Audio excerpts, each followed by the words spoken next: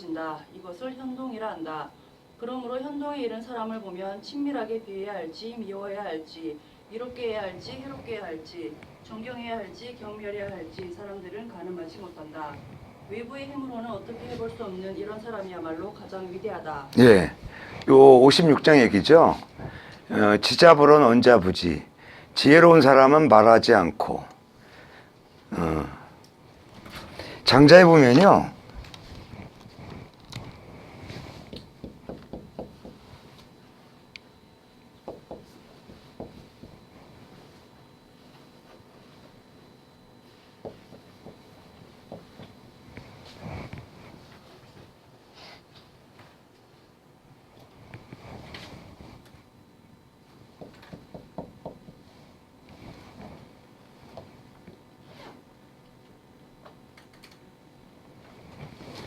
여기 뭐가 글자가 빠져 있다. 근데 뭐 할 수 없지 뭐.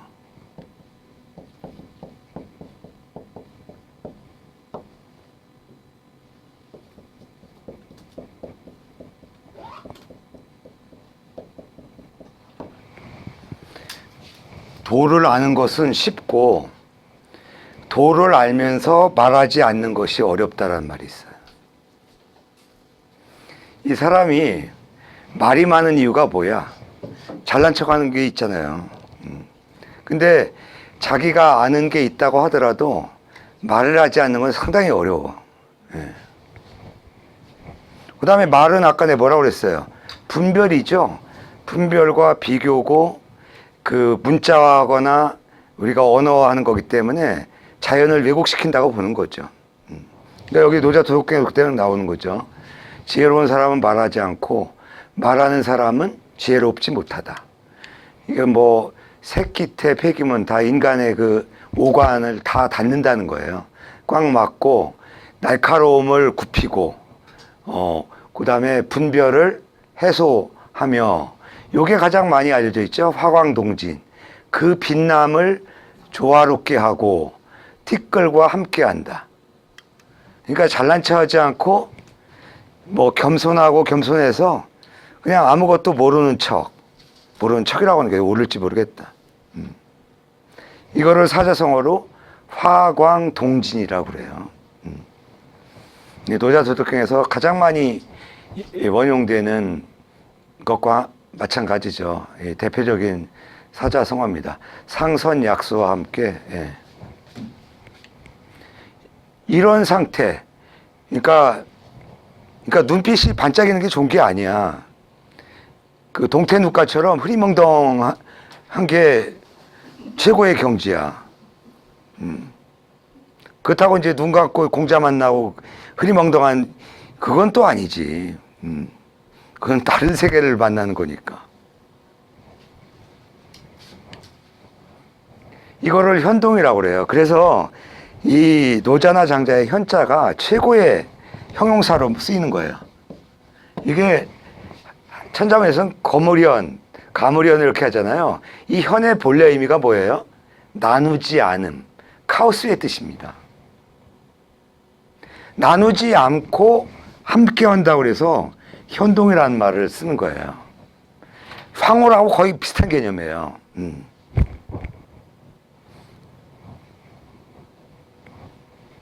그러니까 이런 식의 삶을 사는 거 어떤 거예요? 뭐 이런들 어떠하리 저런들 어떠하리 뭐 남이 나를 욕하면 욕하나 보다. 저처럼 집이 없으면 집이 하늘을 지붕으로 삼고 북한산을 뭐 벽으로 삼고 땅을 침대로 삼는다 뭐 이런 거죠. 뭐 장자의 그 참 유언이 유명하죠. 매장을 하려니까 아니 너는 왜 그러냐 그랬더니 새나 짐승이 해칠까 봐 그렇다는 거예요. 그러니까 장자의 대답이 뭐예요? 너는 그럼 새나 짐승의 먹이를 뺏어다가 땅속에 지렁이한테 주려고 그러냐. 아주 명쾌한 대답 아니에요. 땅 위에서 훼손돼서 짐승의 먹이가 되는 거하고 땅속에 들어가서 지렁이 밥이 되는 거하고 뭐 차이가 있어요? 근데 지렁이도 좋은 일을 해요.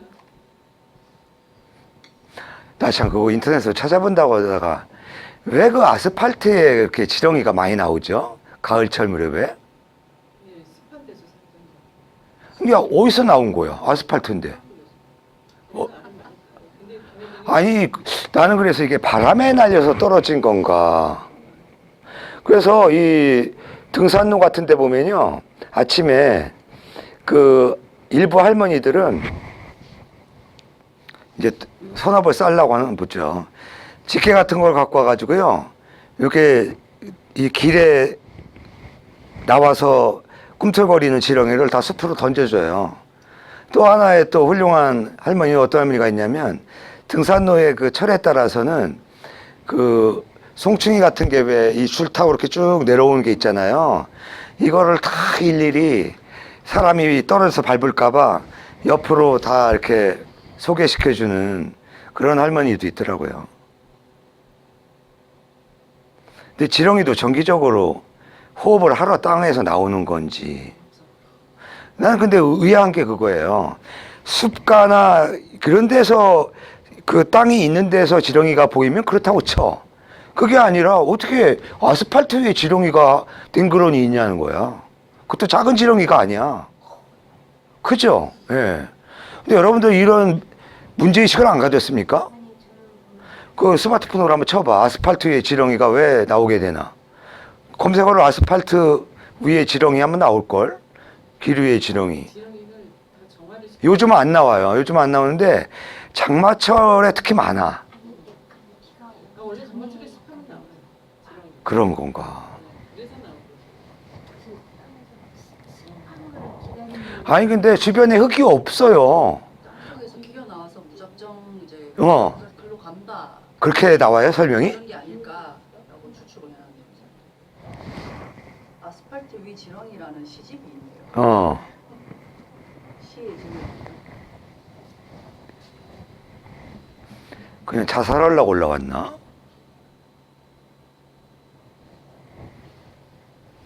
어쨌든 그래서 이렇게 흐리멍덩한 사람은 따라서 불가득이 친, 이 불가득은 뭐예요? 캔낫의 의미죠. 예, 얻는다가 아니라, 물론 얻는다고 해도 돼요. 얻어서 친할 수 없고. 그러니까 아무런 뭐 욕심도 없는 사람인데 어떻게 가까이 할 수 있어? 예. 그러니까 친구가 없는 사람은 도인이란 뜻이죠. 아무도 그 사람을 친구로 만들 수가 없어. 공자 같은 사람. 그 다음에 아무도 그 사람을 멀리 할 수가 없어. 가까이 할 수도 없지만 또 멀리 할 수도 없고, 아무도 그 사람에게 이로움을 줄 수가 없어. 뭐 욕심이 있어야 뭐 이로움을 주지. 예. 그 다음에 해를 끼칠 수도 없어. 뺨을 때려도 그냥 웃고, 응? 돈을 뺏어도 그냥 웃고, 응?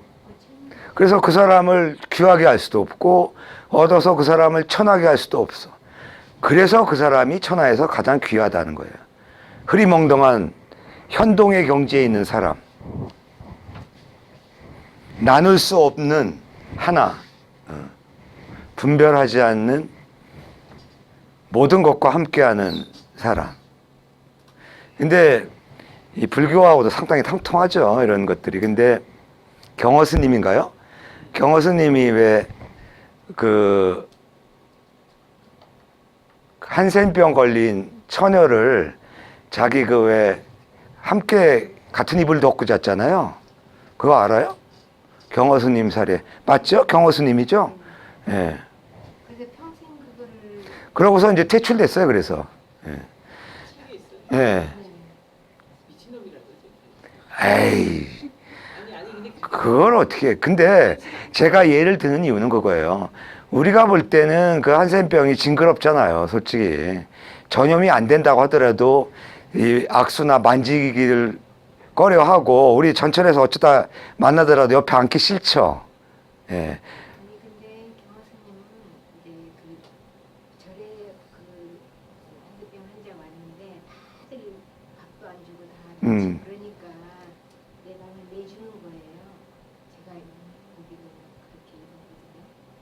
그래서 이제 그거를 인연돼가지고 어쨌든 경허선님 그 제자가 만공 뭐 해월 한 분 또 누구죠? 이분들이 우리나라 선맥을 다 그 계통이 성철이잖아요. 나는 개인적으로 만공스님을 가장 우러르는데, 그래서 그 서산에 간어람 한 5번 갔었나? 도대체 만공스님이 여기서 뭘 깨우쳤다고 그런가? 아주 특이하잖아요. 바닷가에 뭐 몇 평 되지도 않는 당근한 섬이야. 예. 그러니까 썰물일 때는 밀물일 때는 섬이고 썰물일 때는 섬이 돼서 걸어갈 수도 있는데, 다시 막 해서 그러니까 멍하니 바다밖에 보이는 게 없어요. 근데 자다가 평안함도 준다고 하잖아. 수직선을 생기는. 근데 제가 간호람을 자주 간 이유가 갈 때마다 그렇게 마음이 편하더라고요. 오히려 보리암보다 훨씬 간호람 분위기가 좋아. 우리가 너무 그렇죠. 절벽이고, 예. 무서워. 관광객은 너무 많아, 보리암. 문수암 가보셨어요? 무서워 안 가. 예, 거기서 한 30분 거리예요. 내가 보리암 가가지고, 야, 별로다, 나는. 뭐, 태조 이성계가 와서 뭐 기도도 했다고 그러는데, 뭐 그건 뭐 그렇다 치더라도. 그래서, 그러면 문수암을 가보자요. 이 문수암은 산 중턱에 있는데, 그것도 역시 절벽인데, 그렇게 뭐 보리암처럼 까마득하지는 않아요. 그래서 절에 평지가 거의 없어요. 근데 거기서 청담 스님이 득도했다는 데거든요, 문수암이. 제가 사진을 올 때 평양 스님 제자. 근데 문수암에 가서 제가 충격을 받은 게 딱 하나 있어요. 문수암 올라가서 딱 남해를 바라보니까 보리암에서는 전혀 못 느끼는 그 남해의 아기자기한 섬들이 꼭 엄마 가슴처럼 다가오는 거예요. 예. 그래서 이것도 또 다른 경험이구나. 저는 불교 신자는 아닌데 이 득도한 데는 가능하면 다 가보려고. 뭔가 있을 거다. 가서 이제 분위기를 느끼려고 하는데 아직 뭐 제가 뚜렷하게 설명은 못 하겠는데 간호라면 갈 때마다 그런 느낌이 좀 들어요. 예. 망망대해를 바라보면서 결국 뭐 그런 거겠죠. 파도에 휩쓸면 노자가 말하듯이 바다가 천하의 왕이 된 이유가 뭐예요? 가장 낮은 곳에 처하면서 좋은 거 나쁜 거 가리지 않고 다 받아들여. 그렇죠? 예. 근데 화가 나면 모든 걸 다 휩쓸어 버리잖아.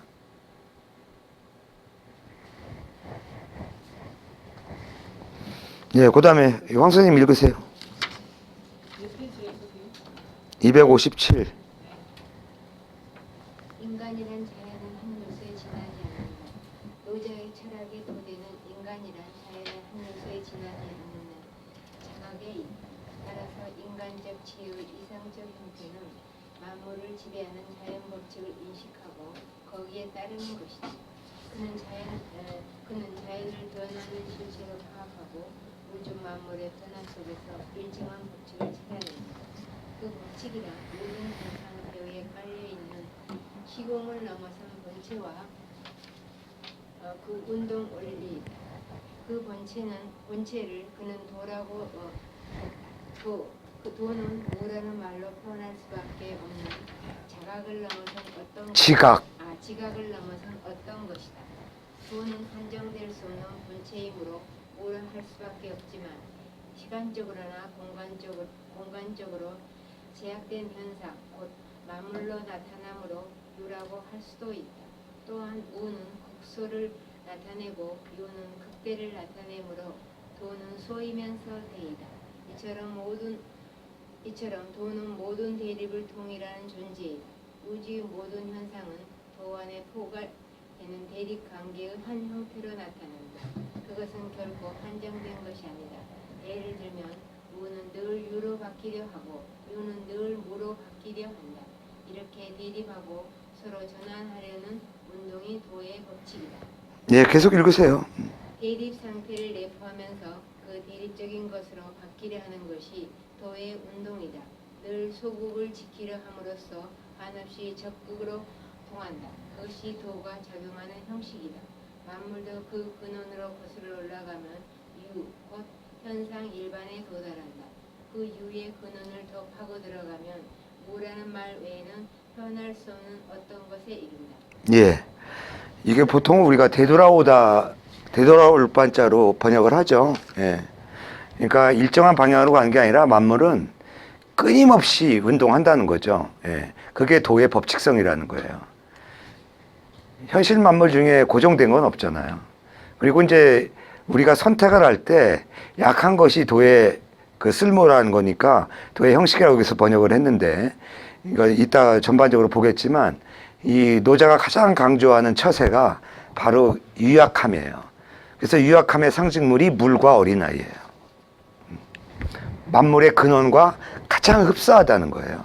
도의 형상과 가장 흡사한 게 물이고 그 다음에 어린아이다. 천하 만물은 유에서 나오고 그 유라고 하는 것은 무에서 나온다. 그러니까 도에서 모든 것이 비롯된다. 이제 그런 의미가 되겠죠.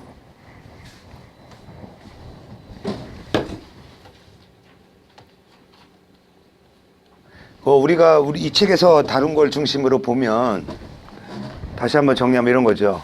천하에서 물보다 유약한 것이 없지만, 그런 얘기죠. 비교격 주사죠. 강한, 굳고 딱딱하고 강한 것을 공격하는 데는, 공격하면 막지능승, 이길 수 없으며, 이것이 딱딱한 걸 공격할 때는 이길 수 없고 다른 것으로 그것을 바꿀 수가 없다. 그래서 결론이 약지승강, 유약함이 강한 것을 이기고 부드러움이 뭐예요? 굳센 것을 이기는 것이다. 천하 사람들은 모르지는 않지만, 천하 사람들 가운데 모르는 사람은 없지만 실행한 사람이 없다. 근데 뭐 오늘날의 그 노자가 결혼해서 부인과 살아봤더라면 이런 얘기는 좀 자제를 했지 않았을까. 예. 되게 그 여자들이 부드러움으로 남편을 누르지 않습니까? 아닌가? 강함으로 누르나? 예. 여기도 마찬가지죠. 천하의 지극한 부드러움이 천하의 가장 딱딱하고 견고한 것을, 이 치빙은 조종한다는 뜻이에요. 맘대로 부린다. 자, 이 정도로 하고요. 20장 원문 안 했습니다. 어? 20장 원문. 20장 원문이 뭔데? 저랑 이걸 왜 안 했지?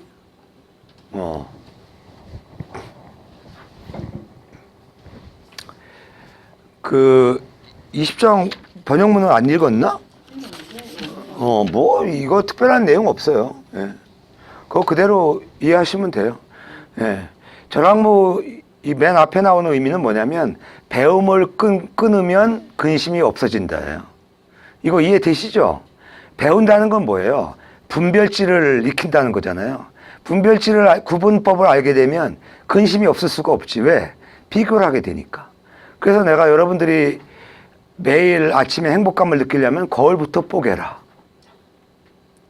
아이고, 어제보다 더 늙었네. 예. 그래서 내가 이 얘기도 꼭 한번 해주고 싶다고 하다가 못하는 얘기 중에 하나가 바로 그런 거예요. 여러분들, 여자분들은 더 하겠지. 이 강의 있는 날 면도하는 게 왜 이렇게 싫은지 모르겠어. 나는 문 대통령이 부러운 거는 면도사가 있겠지? 네. 그리고 이게 자동 면도기는 그게 아주 수월할 것 같죠? 청소하기가 얼마나 까다로운데요. 번거롭고. 그래서 그냥 이제 미는 걸로 쓰는데 좀 급하게다가는 또 베기도 하고. 그래서 내가 늘 그렇게 생각합니다. 또 저는 이제 머리 안 감으면 외출을 못 하잖아. 머리 안 나는 데가 많아가지고. 그 자도 머리털도 적은데 이게 자고려면 머리가 뭉치면요. 거의 절반이 그냥 머리가 하얘요. 예. 그 심지어 제가 이제 거의 집에 있는 날은 매일 등산을 가는데 등산을 가려면 옛날에는 머리를 감고 갔어. 이게 얼마나 번거로운 일이야. 그래서 머리를 쓴 게 이제 등산모를 우리 집에 한 10개 됩니다. 등산모를 맞는 게 없어요, 저한테. 근데 요즘은 다 맞더라고. 머리털이 많이 빠져서 그런지. 근데 많이 넘어섰다고 하면서도 이 아침에 저는 또 합리적인 처세가 있어가지고 샤워를 하려면 한 방에 해야지 샤워하고 등산 갈 수 없잖아. 그래서 이제 가능하면 일출을 하자마자 좀 어둑할 때 모자를 안 쓰고 걸어봤는데 모자를 안 쓴 이유가 뭐냐면 이게 탈모의 원인이 머리에 열이 많아서 그렇답니다. 그래서 등산모를 안 쓰고 갈 용기를 냈어요, 몇 번. 근데 이게 추월하다 보니까 뒤에 따라오는 아줌마들이 요새는 왜 그 뽕짝을 트는 아줌마들이 많아요. 할아버지도 그렇고. 이게 뒤에서 음악 소리가 들리면 뒤통수가 가려운 거라. 그래서 에휴, 탈모 신경 쓰지 말고 그 대신 품위를 유지하자 해서 등산모를 다시 쓰기 시작했어요. 근데 그렇게 머리 없지 않으세요?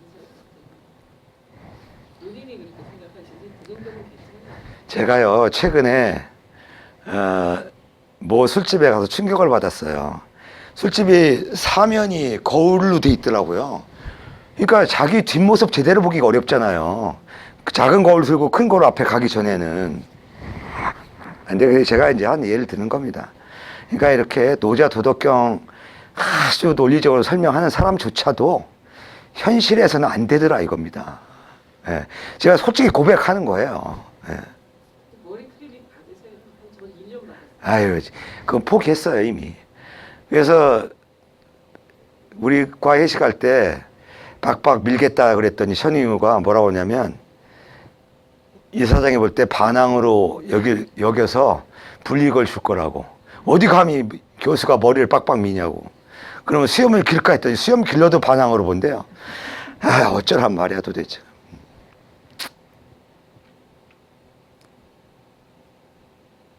그러니까 우리가 지고 갈 수밖에 없는 것이죠. 예. 그래도 예전에 비하면 많이 이제 좀 그런 분별력이 좀 줄어든 건 사실이죠. 예. 근데 분별을 안 하려고 해도 가장 가까운 가족 입장에서는 분별을 안 할 수가 또 없어요. 그렇죠? 예. 나는 내 스스로 분별력을 뛰어넘어서 도인처럼 산다고 해. 그런데 가장 가까운 사람이 나로 인해서 그 불편을 겪는다 그러면 그러니까 이런 논리하고 똑같아요. 성철 우리 부처님도 그렇잖아요. 출가했잖아. 응? 결혼하고서 출가했어. 성철 스님도 마찬가지야. 성철 스님은 이렇게 얘기할 수 있을 거예요. 부처님도 그럴 거고. 궁극적으로는 따님도 출가해서 귀의했고 그러니까 결국 궁극적으로는 마찬가지 아니냐 이렇게 얘기할 수도 있겠죠. 근데 그것도 보통 용기 가지고는 안 되는 거죠. 예.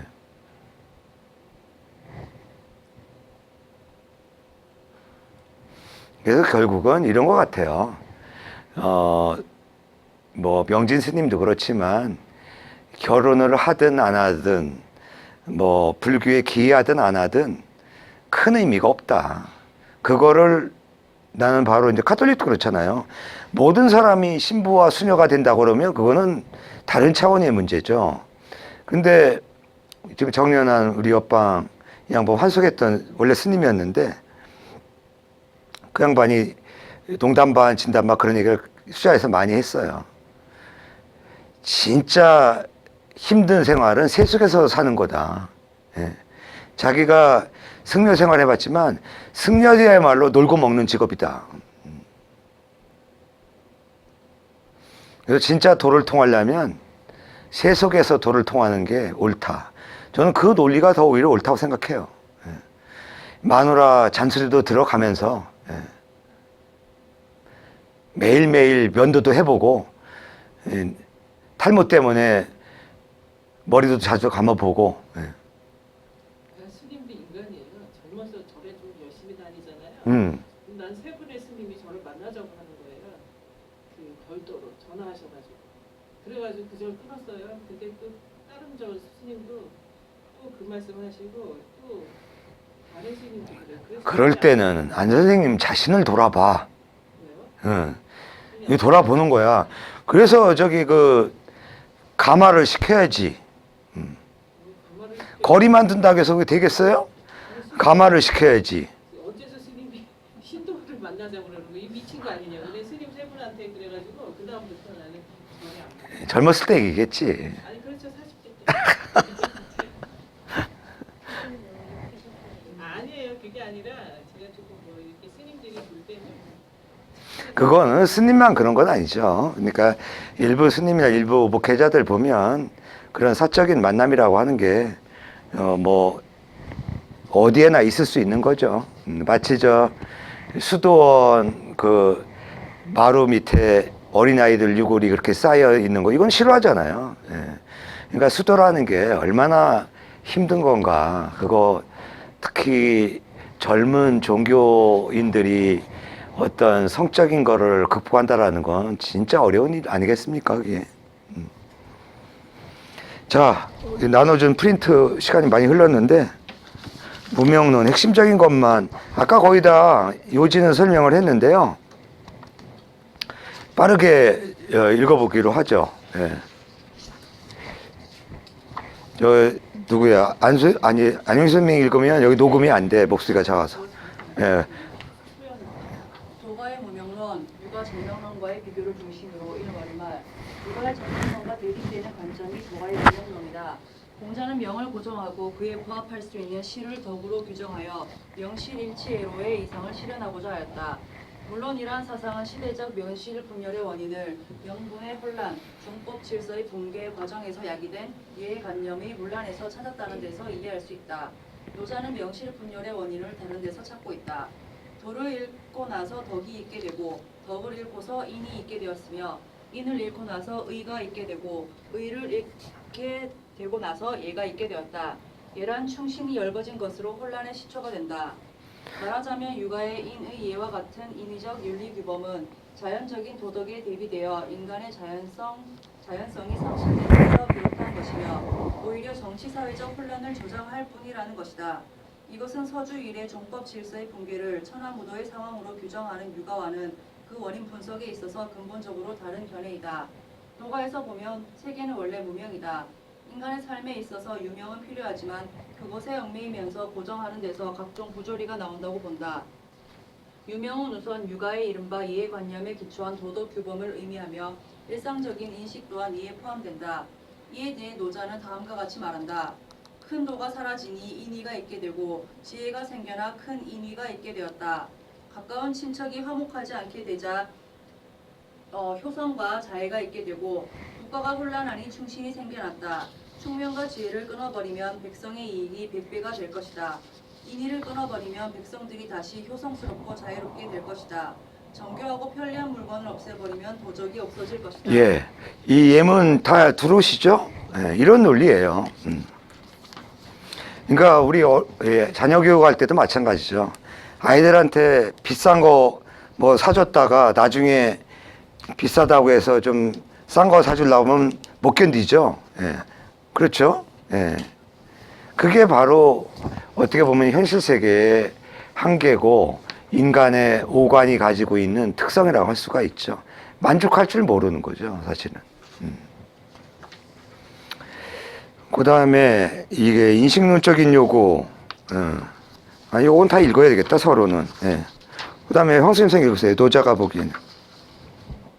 노자가 보기에는 현실적 도덕 규범뿐만 아니라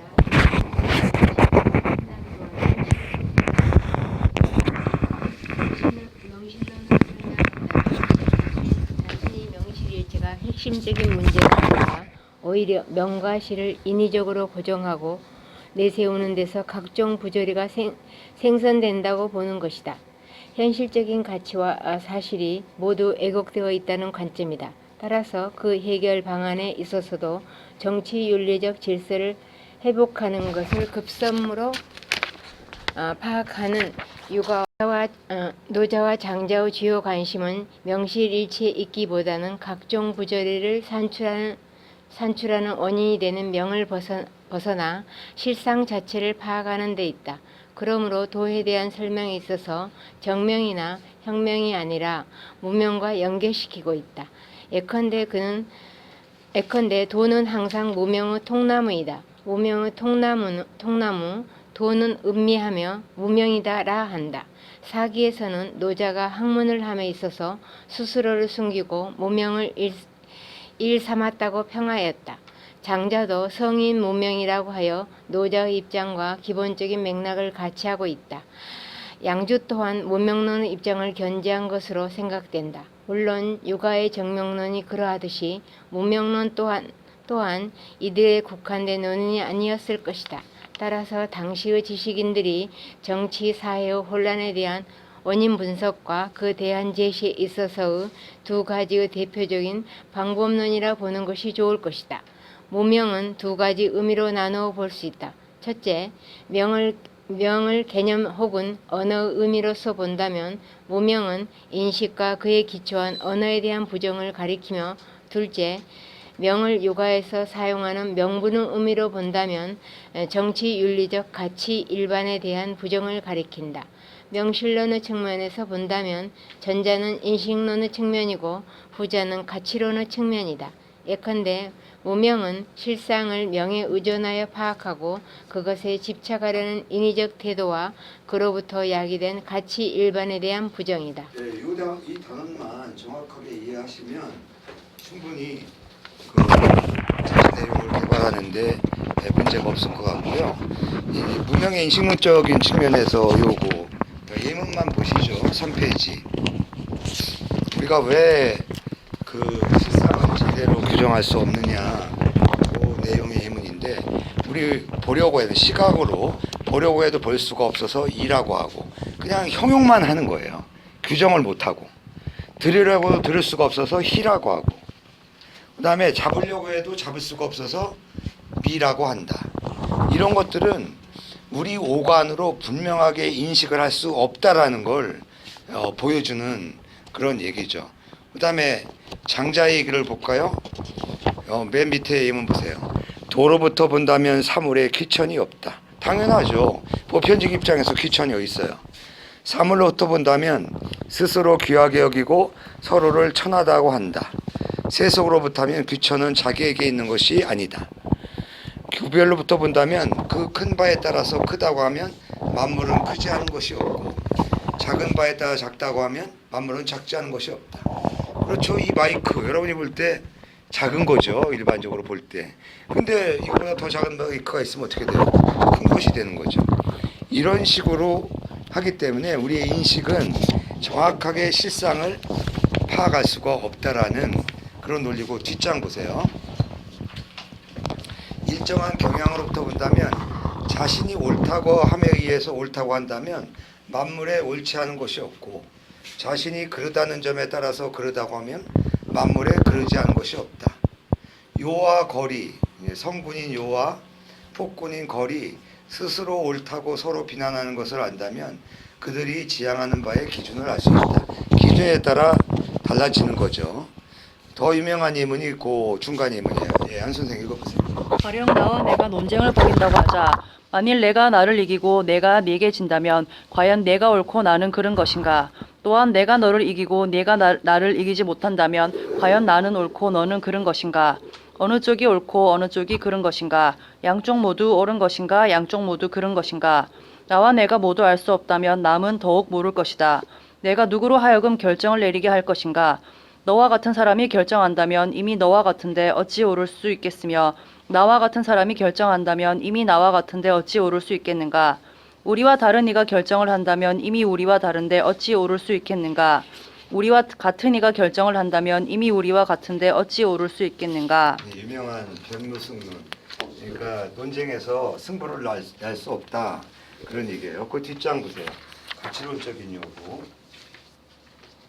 가치론적인 요구에서도 미추 선악도 따로 달라질 수밖에 없다라는 거예요. 좋다, 나쁘다, 아름답다, 밉다, 선하다, 악하다, 이런 것들은 일정한 기준이 있을 수가 없다라는 거죠. 네.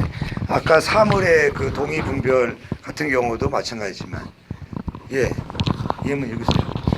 유와 무가 서로 생성되고 어려움과 쉬움이 서로 생성되며, 긴 것과 짧은 것이 서로 드러나고 높은 것과 낮은 것이 서로 기울며, 소리와 음이 서로 좋아하고 앞과 뒤가 서로 뒤따른다.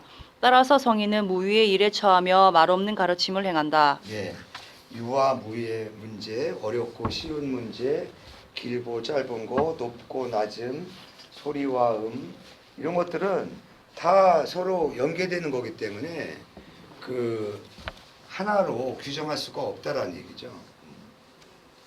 그 다음에 그 맨 밑에 예문. 네. 당신이 천하를 다스려 천하는 이미 안정되었습니다. 따라서 내가 당신을 대신한다면 명예를 위하는 것이 됩니다. 명이란 실의 부수물입니다. 내가 부수물을 위해 천하를 맡아야 하겠습니까? 예, 임금이 그 홀리에게 왕위를 물려준다고 하니까 그런 것들은 나에게 욕이다. 근데 나중에 자살하죠. 예. 이 장자에 나오는 유명한 은자들은 다 자살합니다. 자살한 이유가 나를 우습게 보는데 내가 살아있는 한 계속 나한테 와서 부탁을 할 것이다. 자살하는데 요령까지 가르쳐줘요. 대개 이제 물에 뛰어서 죽는데 그냥 뛰어들으면 헤엄도 칠 수 있잖아요. 그러니까 등에다가 돌을 걸머쥐고. 근데 요새 좋은 빅팩 많잖아.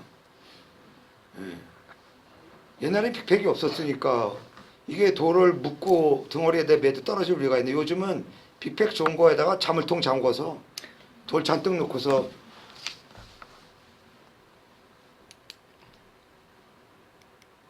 그 한강 구조대 바쁘게 만들지 말고 빅팩 메고서 여기다 자물통 잠궈가지고 뛰어들면 좋지 않을까.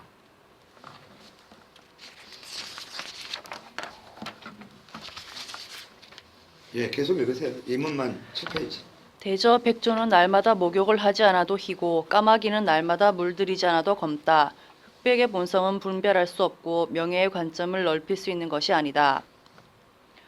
성은 바꿀 수 없고 명은 변화시킬 수 없으며 때는 멈추게 할 수 없고 도는 막을 수 없다. 진실로 도를 얻으면 스스로 불가능한 것이 없고 도를 잃으면 스스로 가능한 것이 없다. 반면에 이제 육아 입장을 한번 보죠. 군자는 죽을 때까지 명이 일컬어지지 못할까 염려한다. 남이 나를 알아주지 않음을 근심하지 말고 자신의 무능을 걱정해야 한다. 벼슬 자리가 없음을 근심하지 말고 그러한 지위에 설 만한 자격이 없음을 근심할 것이며 남이 나를 알아주지 않음을 근심하지 말고 알려질 수 있도록 덕을 쌓아야 한다. 예. 그러니까 대비가 되는 거예요. 그 유교에서는 그 명이 명분이든 명성이든 어떤 일정한 가치든 그걸 포기하지 않아요. 다만 그게 일치가 안 될 때 어떻게 되는 거예요? 자기 스스로를 돌아봐라 이런 얘기를 하잖아요. 근데 노자 장자는 뭐예요? 그 자체가 본래 부질 없는 것이다. 전혀 다른 관점이죠. 왜 네가 명을 추구하냐? 명 자체는 하나의 허상에 불과한 것이고 일시적인 것인데 그래서 이렇게 대비가 되죠. 예. 뒷장도 예문만 다 읽으세요. 큰 도가 없어지고 인위가 있게 되었고 지혜가 나옴으로써 크나큰 인위가 있게 되었다. 너는 덕이 흘러가는 바와 지혜가 나오는 바를 알고 있느냐? 덕은 명의 힘으로 흐르고 지혜란 싸움에서 비롯된다. 명은 서로를 손상시키고 지혜는 싸움의 도구이다. 두 가지는 흉기이므로 지나치게 행사해서는 안 된다. 네, 맺는 말. 네, 황수임 선생님 읽으세요. 맺는 말. 육아의 입장에서는 애의문란이 바로 사회의 모든 상황을 혼란으로 이끈 원인이라 보고 기존의 체제 내지는 질서를 회복해야 된다고 보았다. 본래 애는 계급적 신분적 성격을 지닌 귀족의 통치 수단이었다. 따라서 정법 질서의 붕괴 과정은 곧 신분 계급의 동요를 초래했으며 결국 애의 파괴로 연결되었던 것이며 당시의 현시에서 이른바 극기 복례는 수용될 수 없었다. 공자는 이 점을 잘 알고 있었다고 본다. 즉 정명론의 주류를 이루고 있는 명분과 덕의 관계는 이러한 현실 극복 위에 또 다른 처방으로 제시된 것이다. 단순히 세습적 명분은 이미 그 기반을 상실했으므로 이제는 명분 속에서 알맹이로서 덕이 함께함을 보이고자 한 것이다. 그러나 자로와의 문답에서 알 수 있듯이 당시의 혼란을 극복하기에는 한계가 있었다. 왜냐하면 현실의 구체적 상황에 따른 명분의 변동을 부조리라고 보고 명분의 덕이 따르는 정명이었기 때문이다. 맹자에 있어서는 정명의 구체적인 적용으로서 혁명의 논의를 하고 있다. 비록 그것이 맹자다운 임기응변이었다고 해도 공자의 공자 정명의 입장보다는 덕에 근거하여 명을 다르게 규정했다는 점에서 진일보한 점이 있다. 그러나 맹자의 혁명이라는 것은 사회 전반에 걸친 명의 부정을 의미하는 것이 아니었다는 점에서 공자의 정명론의 입장을 완전히 벗어나지 못한 윤리적 명분론의 범위를 넘어서지 못하고 있다. 결국 유가는 명을 고정하고 거기에 부합할 수 있는 실을 덕으로 규정하여 명실일치로의 이상을 실현하고자 했다고 본다. 예. 그다음에 도가 부분. 도가는 사회 혼란의 원인을 다른 데서 찾고 있다. 유가는 명분의 문란으로 규정함에 대하여 그 명분 자체를 무의미로 보고 오히려 명분을 고집하고 고정한 데에서 각종 부조리가 야기되었다고 본다. 노장에 의하면 세계는 본래 무명이다. 그러므로 유가에서 말하는 명분이나 그에 의한 질서인 예를 부정한다. 또한 덕이라는 것도 무명의 실상에 주관적으로 대응시키려는 또 하나의 허위의식이라고 본다. 도가에서 부정하는 명의 개념은 명분에 그치지 않고 언어, 더 나아가 실상이 대립되는 모든 의식 현상마저도 포함하고 있다. 비록 일정한 범위에서 현실적 명의 효용을 인정하고는 있으나 오히려 그 명을 고정화함으로써 실상과 유리될 위험성을 경계하고 있다. 말하자면 현실은 끊임없이 생성 변화의 과정 속에 있으므로 고정화된 명으로 명실일치를 이루려 함은 억지라고 본다. 그리고 사회의 혼란과 부조리는 바로 명예에 대한 집착에서 비롯된다고 파악하고 철저히 명을 배척함으로써 현실적으로는 명의 한계성을 인식하고 실상과 직접 대면하려고 하였던 것이다. 도가에서 보면 유가의 덕이란 무명의 도가 쇠진에서 나온 하나의 부조리이다.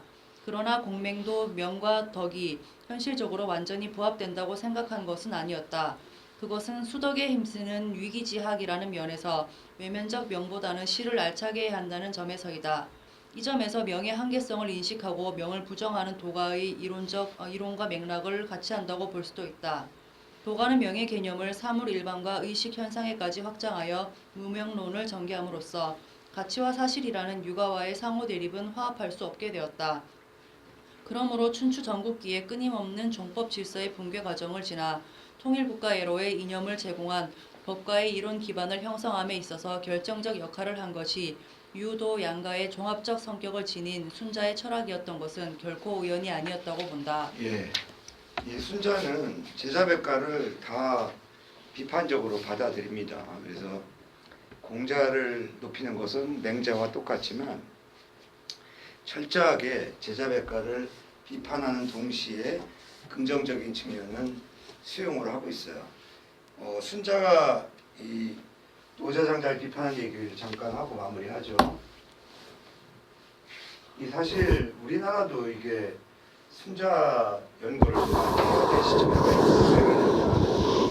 중국에서 최초로 그 천하를 통일한 지시와는 영토 통일을 하는 거죠. 근데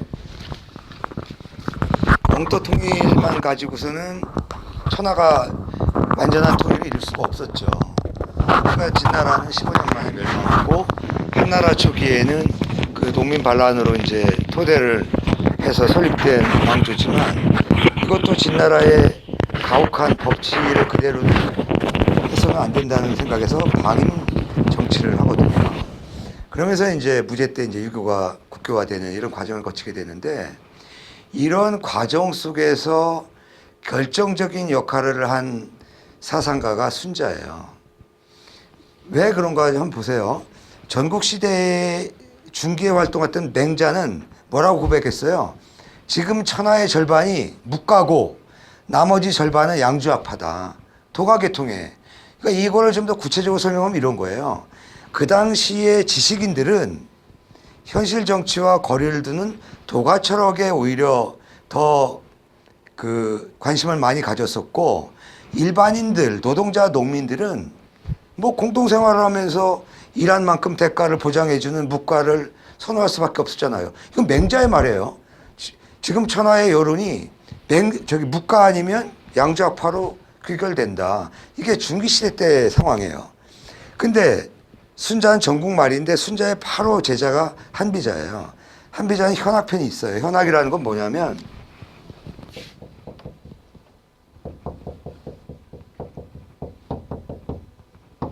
유명한 학문이란 뜻이에요. 그러니까 한비자가 그대로 표현하면 이렇게 지금 천하에서 가장 유명한 학문은 유가와 묵가다. 그러니까 맹자 시기까지는 유자도 나오지도 않았는데 전국말 순자 때에 이르게 되면 유학이 천하에서 가장 유명한 학문 중에 한 축을 차지하고 있어요. 그러니까 전국시대로 말하면 초중기 말기까지 묵가가 거의 휩쓸었다고 봐도 돼요. 근데 중기보다는 말기에 이르면서 순자가 그만큼 떴다는 거죠. 순자에 의해서 유교가 그만큼 부각이 됐고, 그래서 우리가 진나라 때 분석행위가 있었잖아요. 수많은 경전이 한 초에 정리될 때 그 정리한 사람들이 누구냐? 다 순자의 문인들이었어요. 근데 아이러니하게도 후대에는 순자를 무시하고 맹자를 정통으로 인정하니 이게 순자가 땅속에서 얼마나 억울함을 호소하겠습니까? 나만큼 공자를 높인 사람이 있냐? 한때까지는요, 맹자는 거의 그게 부각이 되질 않아요. 순자야말로 대유다. 대유라는 말을 순자가 처음 쓰는 용어거든요. 근데 아이러니하게 한때 지식인들은 순자야말로 대유다 이렇게 평가를 합니다. 유자의 등급이 세 가지가 있는데 순자에 의하면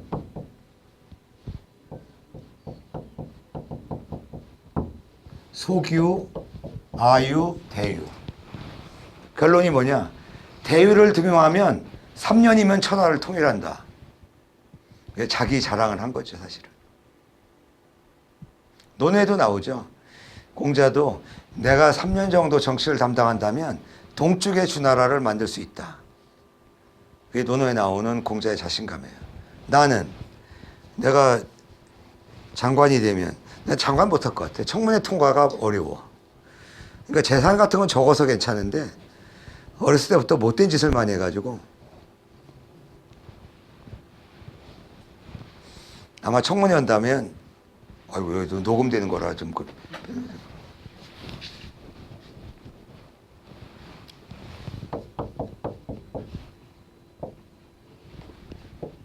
이건 순자 입장이에요.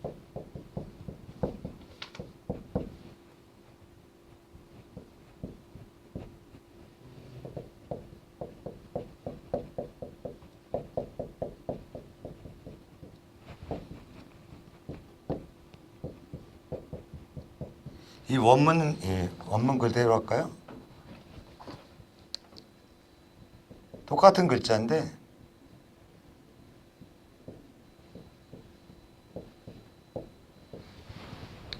노자는 구핀만을 보고 펼 줄을 몰랐다. 이 믿으실자는 늘 펼신자하고 통해요. 고전에서는. 우리 저 주역에서도 척확지굴 장이 신지야 할 때 믿으실자로 돼 있잖아요. 자벌레가 구부리는 것은 장차 펴기 위함이다. 믿기 위함이 아니에요. 펼신자의 뜻이에요. 늘 상통해요. 그러니까 굴신의 문제에 있어서 노자는 소극적인 측면만 봤다는 거예요. 그러니까 그 적극적인 측면을 보지 못한 건 비판하지만 노자가 소극적인 측면에 주안점을 둔 건 순자는 인정한다는 거예요. 딱 한마디만 비판했어요. 이렇게. 그 다음에 장자에 대해서는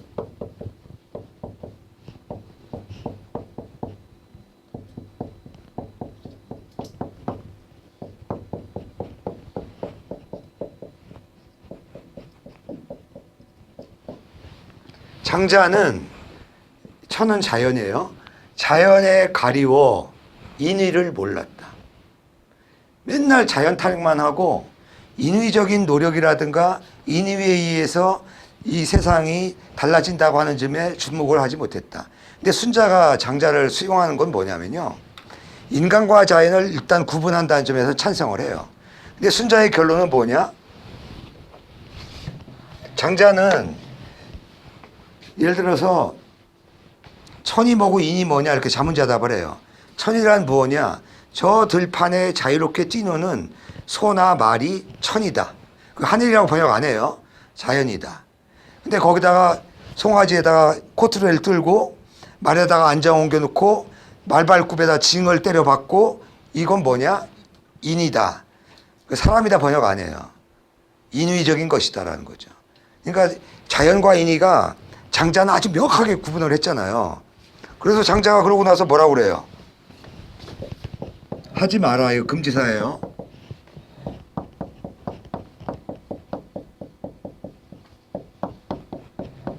인위적인 것을 가지고 인위적인 것으로서 자연을 멸하지 말라. 그래서 여러분이 아는 얘기가 그거잖아요. 하계 다리가 길다고 자르지 말고 오리 다리가 짧다고 늘리지 마라. 장자에 나오는 얘기예요. 장자는요, 사람의 외모, 수명, 그 다음에 나이에 따라서 외모가 변화되는 모든 거를 천이라고 그랬어요. 바꿀 수 없는, 사람이 인위적으로 관여할 수 없는 것이다. 근데 요새 뭐 관상한 사람은 뭐 성형수술한 것도 인정해 준다며. 어? 눈썹 문신도 하고 말이지.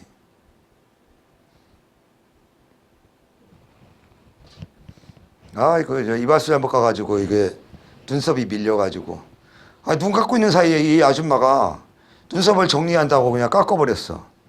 예. 그 숲처럼 우거진 눈썹이 지금 많이 줄어들었잖아요. 예?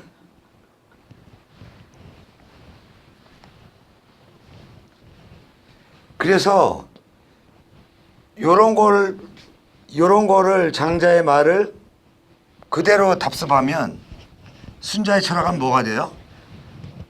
인위로서 자연을 극복하는. 그래서 순자의 이 중국 철학사에서 유일하게 순자에만 나오는 게 뭐냐면요, 순자의 주장이에요.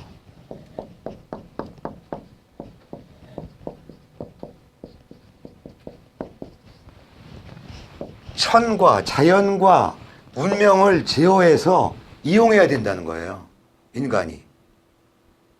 그리고 장자가 더 놀라운 얘기를 하는데요, 인위적인 것과 자연을 구분하는 사람이야말로 장자 용어를 그대로 갖다 써요. 그러니까 이 순자는 인위적인 것과 자연을 구분하는 장자의 그 방법론은 그대로 받아들여요. 그러니까 순자가 뭐라고 그래요? 이 논리가 어떤 논리예요? 이인멸천 제천명의용지 논리가 여러분들이 아는 화성기의 이론이에요. 본성을 변화시키고 인위를 일으킨다. 당당하게 얘기하잖아요, 순자는. 그러니까 맹자는 태어날 때 우리 본성이 선하다. 그래서 그 본성을 자꾸 발굴하면 된다. 드러내기 위해서. 노력을 해서 측은지심을 잘 길러나가면 인이라는 덕목이 드러나고, 수호지심, 내 잘못을 부끄러워하고 남의 잘못을 미워할 줄 아는 그런 수호지심을 잘 확충해 나가면 뭐가 돼요? 의라는 덕목이 드러나. 이런 논리예요. 순자는 그건 가짜다라는 거예요. 사람은 누구나 다 태어날 때부터 자기 욕망을 갖고 있고 그 욕망을 실현하려고 한다는 거예요. 그런데 천자라 하더라도 자기 욕망을 다 실현할 수가 없어. 왜? 재화는 한정돼 있기 때문에 그렇다는 거예요. 그 욕망은 무한한데 그 욕망의 추구 대상은 제한돼 있어요. 그 누구예요? 그 선제인가? 그 밤에 그 궁녀들 수청 드는 거를 화공의 그림에 의해서 판단해 가지고 그 왕소군의 미모를 몰랐다가 그 왕소군이 저 흉노족의 결혼 태자로 정략 결혼 대상으로 가는데 성에서 바라보다가 아니 저런 진국이 따로 있었네. 화공들 다시 하가 죽였잖아요. 그 왕소군과 얽힌 일화가 많잖아요. 이 예를 왜 들어요? 아무리 미모가 출중한 여자를 주변에서 한다고 하더라도 이게 나쁜 놈들이죠. 역대 제왕들이. 그러고 보면 참 착한 사람 많은 거죠, 현대인. 그렇죠?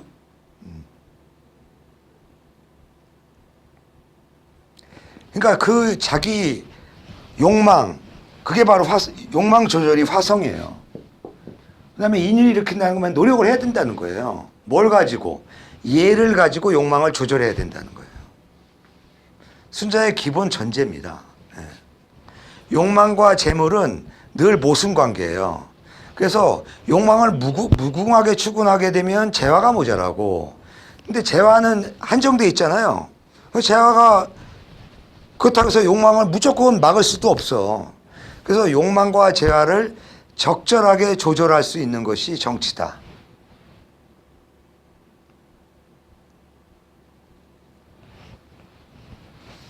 참 이 순자의 이 한마디가 전국을 찌르는 얘기예요. 노자는 굽힐 줄만 알지 펼 줄을 몰랐고, 장자는 자연에 가리워져서 오로지 자연 타령만 하고 인위적인 이 현실 세계를 도외시했다, 그런 얘기예요.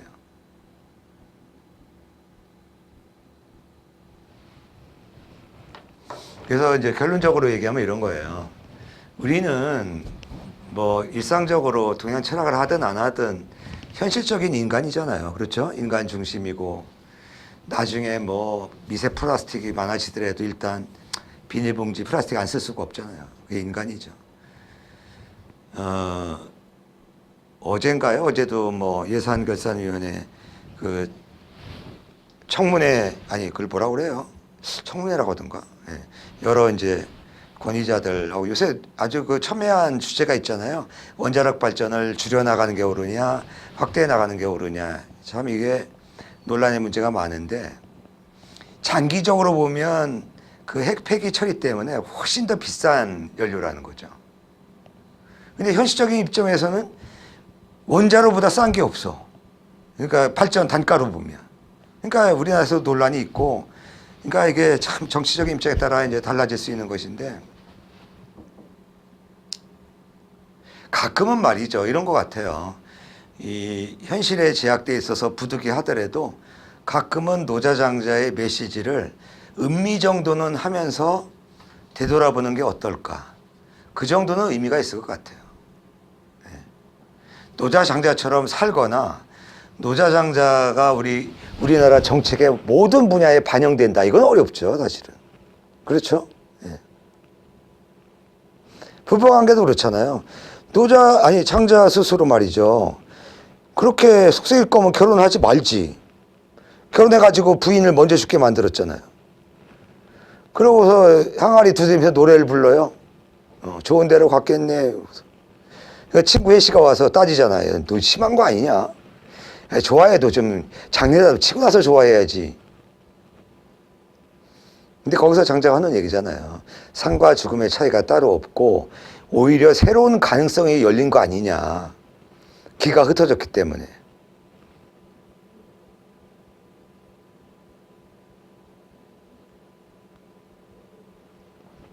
그러니까 노자장자도 역시 현실을 완전히 벗어난 사람은 아니죠.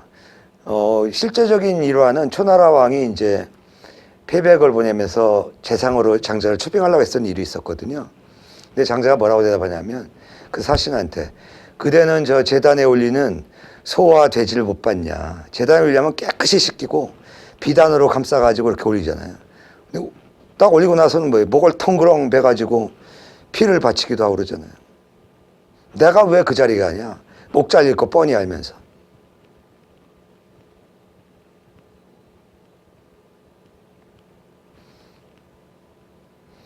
자, 이걸로 노자를 마치고요. 장자 얘기를 많이 다뤘기 때문에 다음이 장자죠. 예, 장자는 뭐 그 자료, 장자 자료도 내가 올렸죠 이미. 예, 그 올린 걸 중심으로 정리하도록 하겠습니다. 뭐 질문 있으면 하시죠.